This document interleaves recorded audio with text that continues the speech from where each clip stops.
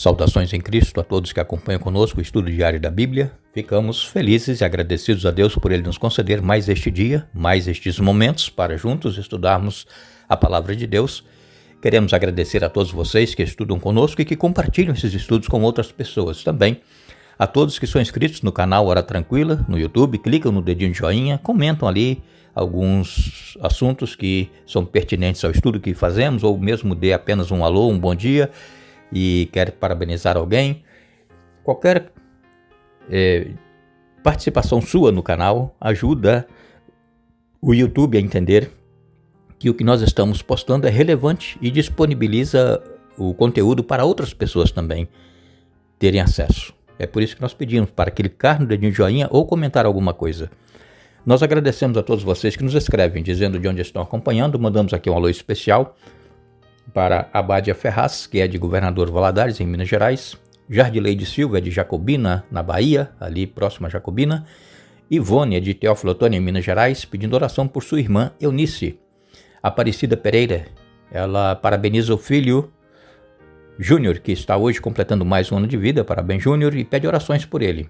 Raimundo Henrique Alves é de Embu das Artes, em São Paulo.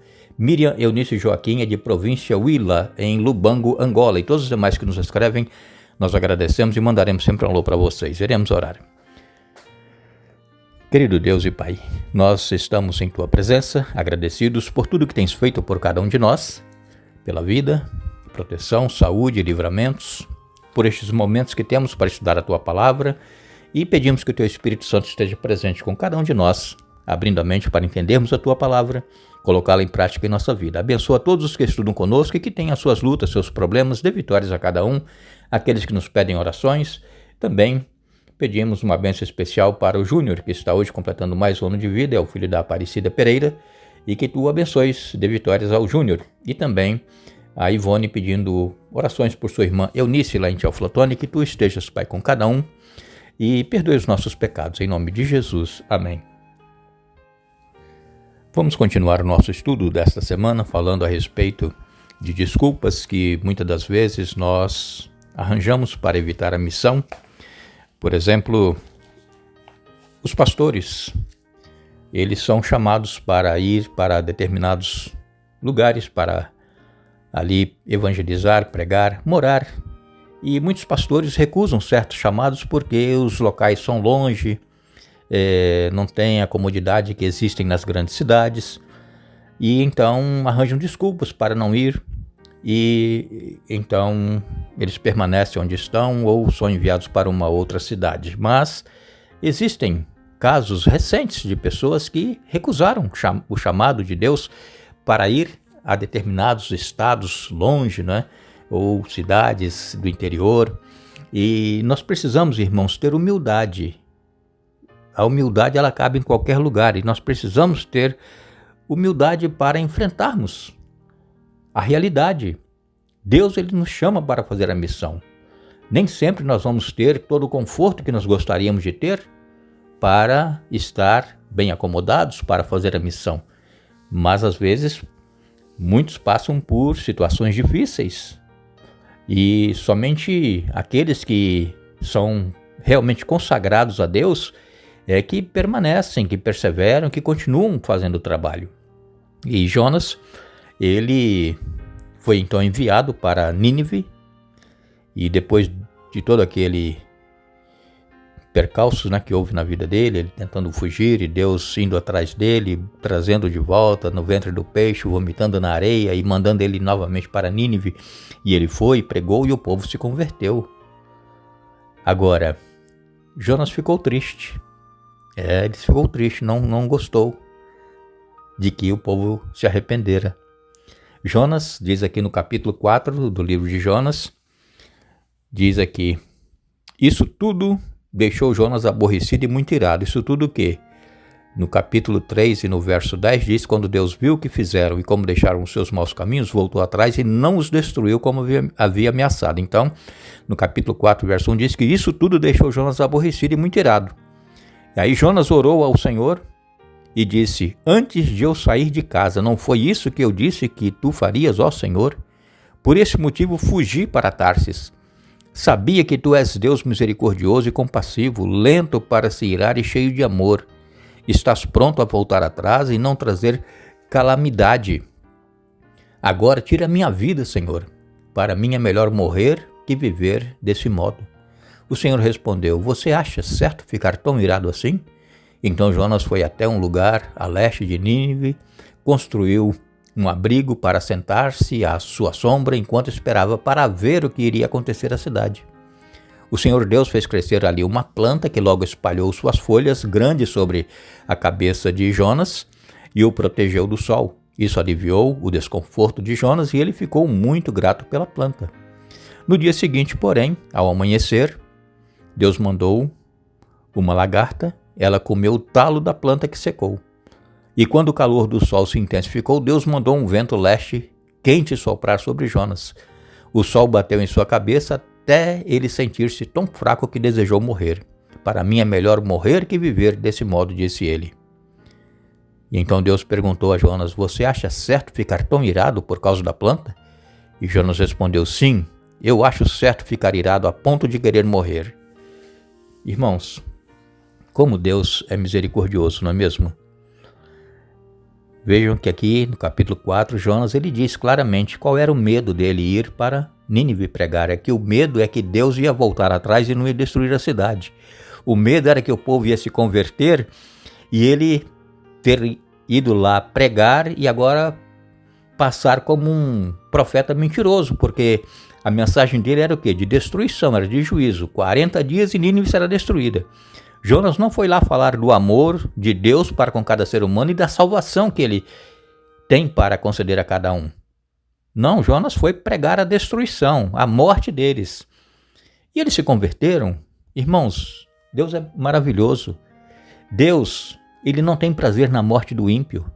Deus, ele não quer que ninguém pereça no pecado. Deus quer que cada ser humano se arrependa e viva. Esse é o desejo de Deus. Mesmo para mim e para você, que nós que já somos crentes, já somos cristãos, o desejo de Deus é que nós não pereçamos. Mas por que nós vamos perecer se nós já somos crentes ou somos cristãos? É porque às vezes nós não estamos praticando a verdade da palavra de Deus em nossa vida. É porque nós estamos tendo falsas ideias, estão sendo contaminados pelas teorias mundanas. E nós estamos dando ouvidos às coisas do mundo e não estamos dando ouvidos à palavra de Deus. Muitos de nós irão se perder. Por quê? Porque não vivem a palavra de Deus em suas vidas. Pregam, mas não vivem. Então, irmãos, nós precisamos pedir a Deus que a misericórdia dele esteja estendida sobre nós e que desperte em nós o desejo de conhecê-lo mais cada dia, conhecer o amor dele, não a ira e não a destruição que virá sobre os ímpios, não. Conhecer o amor de Deus. Nós precisamos ter intimidade com esse Deus, assim como Jonas era profeta e ele questionou a Deus, ele pediu até para morrer, ele ficou irado, ele ficou bravo.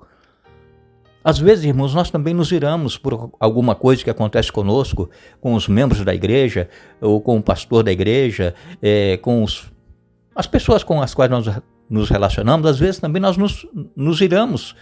Queremos até, antes eu tivesse morrido quando eu nasci. Tem gente que diz isso. Tem gente que escreve aqui para nós, para o nosso canal, dizendo: olha, eu prefiro morrer. Vejam, irmãos, há um Deus que nos ama e quer nos salvar. Deus não quer que nós morramos, Deus quer que nós vivamos. É por isso que ele enviou o seu Filho amado Jesus, para que nós tivéssemos vida e vida em abundância.